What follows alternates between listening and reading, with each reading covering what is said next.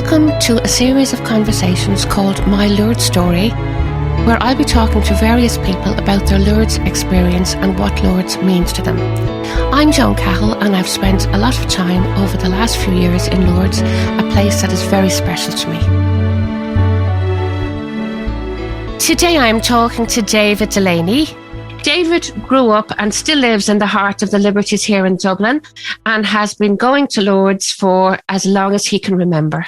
So David, can we start off with you telling us a little bit about yourself and growing up in Dublin? I think we lived up on Clogger Road first of all before we came down to the Liberties, down to Carmel's Hall, where my mother was born and reared here. They were tenement houses then, and then my mother always wanted to get back to her roots, to where she was born. But the funny thing there now, when I used to go to school there in Clogger Road, school used to go. Make a long story short, I was in terrible trouble with the school.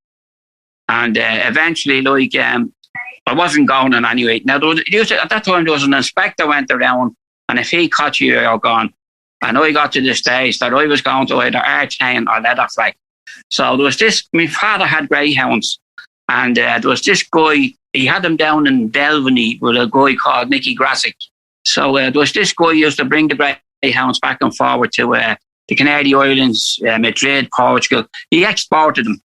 I was at the time I was 13, 14, and the school was after me and the inspector was after me. So they decided to my mum was looking for someone to look after the dogs on the boat. You see, so off I went with 40 greyhounds to Spain, Portugal, Madrid, Canary Islands, everywhere, all over the islands. And I was away for 2 months, maybe a bit more. And when I came home, I went straight home to the house, and I couldn't get into the house, and this man walked out. He said, "What do you want?" I said, "I live here." He said, "You don't live here." He says, "So where's my ma?" He says, What do you mean?" He says, "I live here." I said, "I'm not been away." He said, "No, son, I'm sorry, that woman moved." He says, "So I said, what?" He says, "The woman moved." And I said, "What do you mean she moved?" So what am I going to do? He says, "Hold on now, don't start. Don't panic." He says, so he said to me, "We'll get you down here." He says, I don't think she moved too far. So she didn't. She only moved from Greenville Avenue to where I left. And when I came back to Oscar Square. And then I went down and said to my ma, I said, "Ma, you tried to get rid of me." She said, "You, I could never get rid of you." She says, "You're a bad penny." She says, But that was an instant of growing up in the times. So how did you end up going to Lourdes, David? Then after that, as I grew older, then things weren't right and up and down as usual. You always have a bit of differences. My mother thought I should go to Lourdes, and I did. And it's good to think for now. I was only thinking there the other day, I'm over 40 years going to Lourdes. But when I went with my mother first, I stayed in the Astoria Hotel. I was in the Astoria, and it was a nice hotel. And I set up at the bar for a few days. And my mother said to my uncle, "Will you ever get him down to the grotto?" She said, "That's what I brought him over here for." He said, so Charlie came up anyway, and I went down to the grotto. It was my very first time to walk down there. Looked all around and did everything. And I was sitting there in one of the seats in the Rosary Square there. And I was looking up, and see, when we were born, there was 6 of us. And then my mother spent 2 years in St. Mary's Hospital with TB. And at that time, rather than be put in a home, the family would be split, if you follow what I mean, amongst relations. So I spent most of the time with my brother and my grannies. So we were kind of based there, while my ma wasn't well. So everything was going well. And I mean, granny was dead at this time now. She was out of dying. And I was sitting in the Rosary Square and I was looking up, and I seen a vision of my granny on the steps. And I didn't imagine seeing it, because my uncle was standing in front of me. There was a chap and his wife that had a little baby in the pram. They were over in Lourdes as invalids with our group, my ma's group. And then he said, he kept shaking me. He said, "David, we're here about 5 minutes." And I said, "What's the problem?" He says, "Well, you weren't talking to us. You weren't answering us." And I said, so something. So I went into it a bit. I thought about it after, and I still think about it. I actually seen my grandmother there, my granny, and she was there and she was saying something to me. So off I went home, never bothered. And the following year I went back. And then the third year I went back with my mother, and she started up a group at that time. Because my mother sold in the Ivy Market, and she was a dealer there, and it was her mother that brought her to Lourdes. And back then, like, she went with her sister. And when my mother came home, my granny sold in the Ivy Market too. As the generations going back, my grandfather and all, they all came out of the Ivy Market. And then my mother decided to start bringing people. And it kind of picked up well. And then she started to do things like, she'd run those shows in the Green Acres, the Embankment, Biddy Mulligan's, Mars and Moore Street. And she'd run those all over. And then the people got involved in the area, which were great people, I have to say that, and supported her. She had a raffle, and the support came from everywhere. But my mother was bringing people to Lourdes, and that was our goal. So she went under our banner, which was the Ivy Market Lourdes Invalid Fund, and she brought an awful lot of people, not just from the area, from most of all over Ireland as well. There was no one. My man never refused anybody. There used to be murder over that with the money. Where are you going to get the money? This and that. She said, the lady will send it to me. She used to sit in the pub called the Liberty Bell, and that was her office. And they'd all head over there to do that bit of business in regards paying for their fare bit by bit every week. Yeah. You know, most of the people. But they were all very genuine people, and them that are alive today, I can say, they gave it a great dig out. Your mum, Ida, of course, a lot of us would know Ida. Yeah. I know she was bringing people to Lourdes from, God, it must be 60 years. A couple of times a year, I think, David, didn't she? Well, my mum went twice a year. She started off in May, and then it went to May and September. So they were our 2 months of the year, May and September. I've seen my mother with a group. Our biggest group was 110. Nice. And that was a great achievement for my mother. I mean, when I look at what's not just today, but the groups that were all there going back and forward, like my mother from different parts of the city, they were never this big. Most of them women that did that, they're all dead. And anyway, like, you know. Mm-hmm. But I found that she had a great following, and everyone that would go with the Ivy Mark would go to the Astoria Hotel. And at that time, the Astoria Hotel, a fella called Serge and Audrey, they ran that hotel. He owned it. But now the guy that owns it now is Francois, and he's a gentleman, he is, and he'd give me mother anything. So she was happy enough with Francois, and she was happy enough with everything going. Now, we had our ups and downs, don't get me wrong. You can't please everyone, especially going to Lourdes. It's a nightmare sometimes. But she did her best, and as I said, things worked out for her, you know. There was a time there, one time, she built out the Olympia Theatre. And believe you me, anyone that did the show, she actually got everyone to dress up as an old-time dancing group. Everyone dressed up. And she had Brendan Grace, Carl Malone, David Delaney, with Carl Phillips. There was a load of guest stars that gave that time there for nothing. You know, in fact, they didn't. And she actually built that theatre for the whole night. But that ran into it big money, that did. But they did what she did. Like, but it ran, that's the type she was. She was good at what she did now in regards to, and getting people going. And my mother never refused anybody. Everyone, no matter what. And it didn't get going in May. They get going in September. You mentioned your mum there. I know your mum, she loved the Ivy Markets banner. It was really, really special to your mum. Tell me about that banner and what happened. The banner was her goal. That she always wanted to see the banner in the processions, in the day procession, at the blessing of the sick, and then in the evening procession at the torchlight. So the banner had to be brought down twice a day. This was going back now. It's not. It's only done maybe once now. For the procession, once for the torchlight, once at the grotto, and then there's another 1 or 2 things that will be there for the 5 days now. But at the time that the banner would now at the time there was a woman there from Ireland, Sister Mary Fitzpatrick, and she looked after the whole the grotto. She was the council spokesperson for all the groups from Ireland, and she took a great shine to me mother. She did. And she liked her very much. So one day she was a very powerful person in Lourdes. One day she decided to walk around with a banner with my mother in the procession, and I needn't tell you that was a huge thing. All she wanted to always see was the banner at the grotto. We couldn't always get the banner at the grotto. Different groups, like at that time it was hard. You'd have to go through a lot of red tape. But and anyway, I remember she died. She's dead 6 years on the 15th of February it was, and she went into hospital on Tuesday and she died on Saturday.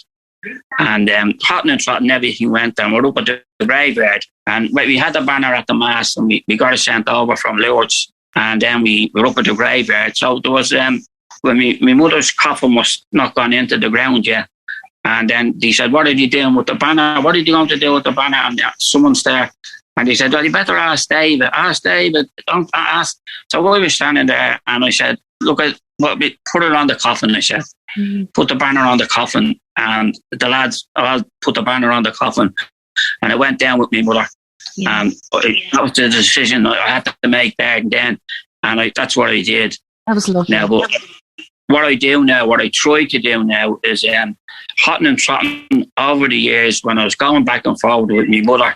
There's the people that run Lourdes is the hospitality, and they're very important. They run the whole sanctuary around there, and the hospitality is the helper of the sick. That's what a broncardi is called. He's a helper of the sick. That's the name. And after a few years going, I decided to join the hospitality and see what it was about. And I did join it. And after 4 years, you got a bronze medal. And then after 8 years, I think it was, or 7, you got a silver medal. That was the highest honour you could ever get. That you gave your service down for the rest of your life to go back for 6 days. Every year, no matter what, just that was the thing you took up. It's called an engagement, I think. You go a few times a year, David, don't you? I started off then, and I went in February, and I go in May, and I go in September. Now, in February, I just went because not many would be there. It was a very peaceful time. In May, I'd have me mass group there, and be with my mother and do what I'd have to do and come home. And then in September, I'd go with the group and then stay on for the hospitality and do what I had to do then for them, what I'd be signed to, But different jobs and different things down there. You do everything. You go, it's like a school, and you do everything. Every year you go, they're teaching you something new and something else, especially with sick people and people that don't understand English and you don't understand their language. You're meeting these people for the first time on the trains and on the planes. You can't just rush in, especially if they're not well. So you're taught all this basically to treat the sick. That's what you're there for. You're there to help sick people. Well, they're the VIPs, aren't they, Davis? Yeah. Oh, well, they are. Oh, yeah. They are Lourdes. It's going to be no sick to be no Lourdes, to me. And anyway, but I heard a few ladies talking there one day about the bats. And my sister now, I've had a sister that joined the hospitality as well, Patricia, and she does a fair bit of work. Now, she still goes back and forward every year. They got a job that might be in the kitchen or the laundry or the bats for the 5 or 6 days. But I heard a few other ones there in the Estonia, and you were talking about a woman there, and her name was Nana. Nana was in the wheelchair at the time, and you were bringing her down to the bats, and the other girls were working in the bats, some of them, not the Italians and things like that. And when Nana was brought into the bat, she had her wash, and she had everything what they do in the bats, she did everything. But then the woman said, one of the handmaids said, now you have to, and when she stood up, now you have to kiss the lady, she says. So Nana turned around and kissed the handmaid. She meant to kiss the statue, she said, and Nana turned around and kissed the woman. But the woman, I heard there was a bit of a commotion there. Nana didn't know. She wouldn't have known at all, she wouldn't, And I was listening to this up in the Estonia. And the other thing, one time I was up there in Lourdes, and a few country people now, they said, we're looking for the hotel. I said, what's the name? But he said, the Ivy Market. We said, no, so that's not the hotel. He said, who told you that? No, we're looking for that's the Astoria. But the Astoria was always known as an Irish hotel. It was the only one there, but whichever way the groups went, some of them, most of them always said in the Astoria. But then from the Liberties and this crowd, they called it the Ivy Market Hotel. So your man that owned it, he thought it was a great bus. So David, Lourdes is a very special place. But what is it about Lourdes that keeps bringing you back? Like I said, after the first time, I wasn't really a religious person. I'm still not a religious person now. I find it hard to pray, but I practice my religion. And it probably is that's the way I do things. I practice it. And that helps me to say what I think in any way. But Lourdes done an awful lot. It opened my eyes to really what's going on, not just in Ireland, but all over the world. When you get to a place like that and you look at the people that have been cured and then the children coming up. But the only thing I found out about Lourdes myself was people, no matter who's goes or where they're from, anyone that goes to Lourdes are going there, which I found out. Some of them not to be cured, some of them that have problems, some of them are going to be cured, as I found out myself over the years of handling the sick and talking to them, you know. I know. So all kind of certain things that happen over the years. You see different things. There was a guy I worked with down the train station before I was sent out to the airport. Victor Monchor was his name. And Victor was an Italian. And his mother brought him to Lourdes and he had cancer. His whole hip from his leg to the bottom, nearly halfway down, was eaten away by cancer in the bone. And he was finished. That was it. Victor was finished. Now, I didn't know nothing about Victor. I just another man to work with, because you're working with different nationalities every day. Although we're all hospitality, some would be staying for 3 days, 2 days. They're in and out, all different languages. And I didn't work with Victor for a few years until I found out that he was a cure. And then he was pronounced, when I was in Lourdes, the 69th cure of Lourdes. It hit the bone, the cancer, the hip started growing back. For the lungs, the hip started growing back, it did. And I wouldn't have seen Victor because I was out the airport. Now, if we were slack at the airport and we were going in, we say at 2:00, you'd be sent to the train station. Yeah. Do you understand me? Say you might need a dig out down there, go there before you go home. You know, so on this day I went down I hadn't seen Victor in a few years. I used to think about him, but I didn't know too much about him until I was told. And when he seen me at the platform in the train station, he was at a carriage, and he seen me, he went, David, and he ran down. And the man himself was a lovely person, but a person that was kind of fed up with the public. People that didn't know wanted to be with him and touch him and all this. And he even was brought over here to Ireland by some team that would bring him around to explain his cure in different churches around Dublin and down the country and things like that. But for him now, when he was the light over the moon to see me, because when we just walked as two ordinary men. To follow what I mean, I suppose I did. Even when I did find out he was the cure, it didn't make much difference between the two of us. But I had great times, and now again I haven't seen him in a few years, but I probably will again. I will see him. They're the people that you met, that you never knew. And Lourdes is a great experience, and I've great friends. I have to say that, not just English, Irish, German, Americans, the whole lot. We all keep in touch, and it's great. People are great, including yourself, Joe. Thanks very much. It's been absolutely lovely talking to you. Thank you so much. Can I ask you to leave with a thought for the day before we go? A thought for the day. My thought would be, at the moment, when we can get going again, I hope to get there in September this year. I haven't got my vaccine yet, so I hope to get there. May is out anyway, so I hope for September. The restrictions might lift, and if they do, my ambition would be to bring as many people as I possibly could back to Lourdes and keep on bringing them and build them up the way my mother did, the way she and the people themselves will know what you're doing. You won't have to talk about it. You won't have to tell anyone. They knew what my mother did. They know what the Lourdes Fund, the Ivy Market Lourdes Fund is doing. And my being very big in that and part of it. My ambition would be to bring as many people as I possibly could and show them it. And after that, they can do what they want or think what they want. They go back or they don't.